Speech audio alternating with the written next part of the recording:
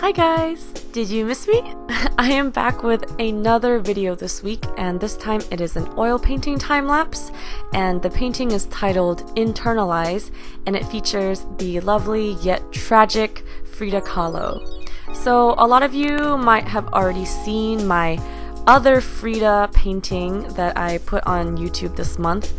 The reason I have two Frida paintings is because I coincidentally was invited to participate in two different gallery shows in the same month that both had a Frida Kahlo theme. I think it's because it's pretty close to her birthday. Anyways, I was definitely very honored to be part of both shows, and Frida is someone who has inspired me since the beginning. She was one of the first female artists that I ever learned about when I was a young kid in school learning art history for the first time, so I was very excited to paint her in two different ways. For this piece, I really wanted to convey her tragic backstory in a manner that was not morbid or too depressing. I wanted to bring almost like a cuteness to her pain. So it features a girl who resembles Frida, and she has her eyes closed and her expression is very peaceful. But that peacefulness is actually a facade for the pain that she's really feeling, and you'll see that pain expressed in the faces of the flowers in her flower crown. So yeah, I hope you guys find this concept interesting. Lately, I've been really trying to push myself to come up with interesting stories for my characters rather than just painting like a pretty scene or a pretty snapshot. I really want to give the viewer something interesting to look at and reflect on and think about. So yeah, I'm pretty excited to share this painting with you all.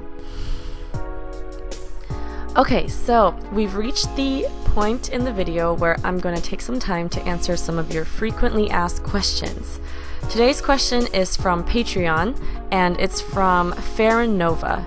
She asks, what keeps you motivated to paint every day and not get distracted, even through the times when you feel uninspired or going through artist block? Well, this is a really helpful question, and I'm going to try my best to give you a helpful answer.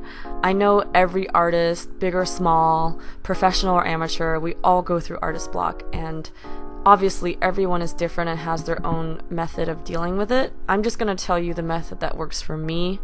I think I've answered this question before, and plenty of people have already voiced their disagreements, and that's totally fine. You know, this is a free country. You guys feel free to disagree with me if you want, but if you want my advice, what I do to get through artist block is to force myself to do art anyway.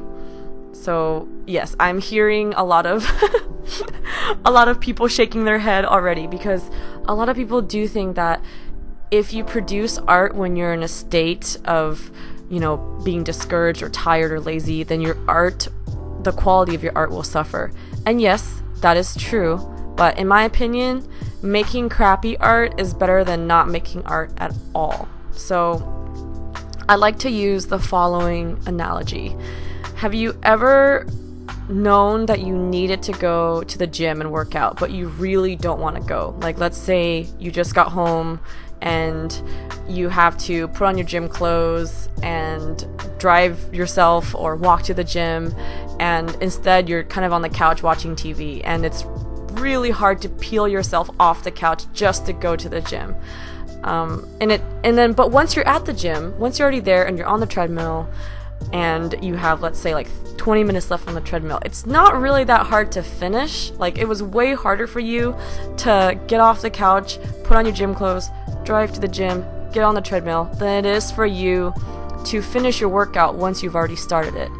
And I take the same approach to art. Like, when I'm having artist block, the toughest part for me is not finishing a piece of artwork, but rather to start it.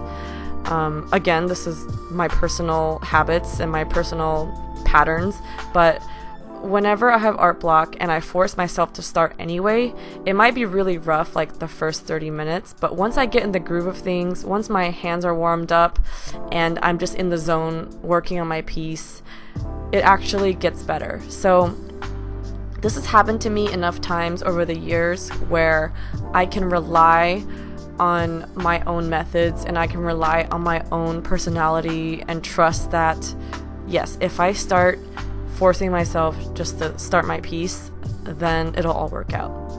Another method I like to use to get over art block is to stop whatever project I'm working on. Like, usually what causes artist block for me is if I'm really stressed out about working on something that's really important, like a gallery show or a really, expensive commission, and I like if there's a lot of pressure to make something perfect, then I tend to get artist block because I'm just intimidated to get started. So I will step away from that particular project that's stressing me out and work on something else. I'll do like a loose, fun sketch.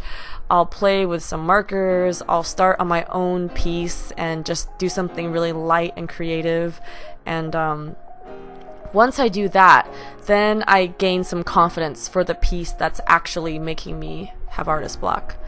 So yeah, it's really, for me, these methods work, but again, I truly respect everyone's opinion and I don't expect you all to feel the same way. I really don't have any tips on how to get yourself in the mood, like when you're not in the mood to paint.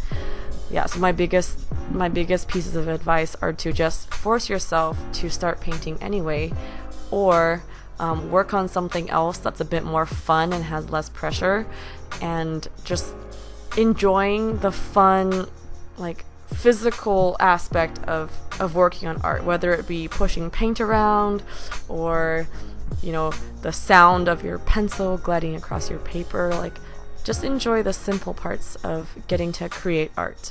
I really hope you guys like this painting. Here I'm using my palette knife to add a little bit of texture to the background. I still cannot really stomach having a completely plain background. Maybe someday I'll get to that level, but I always like to have a little something going on. So when the color is very plain, I like to spice it up by putting some textures on there. And once again, I would like to thank all of my patrons who've helped me be able to create videos so often and produce these, several times a week. It is because of your support that I can afford to no longer have to do other side projects and focus a lot on producing high quality art and high quality videos. So thank you all so much, and if you'd like to see a long version of this painting along with color mixing guidelines and process photos, feel free to hit up my Patreon page at patreon.com/happydartist. Thank you guys for tuning in and for all of your comments and support and all the new subscribers. Welcome! And I will catch you guys in my next video. Bye!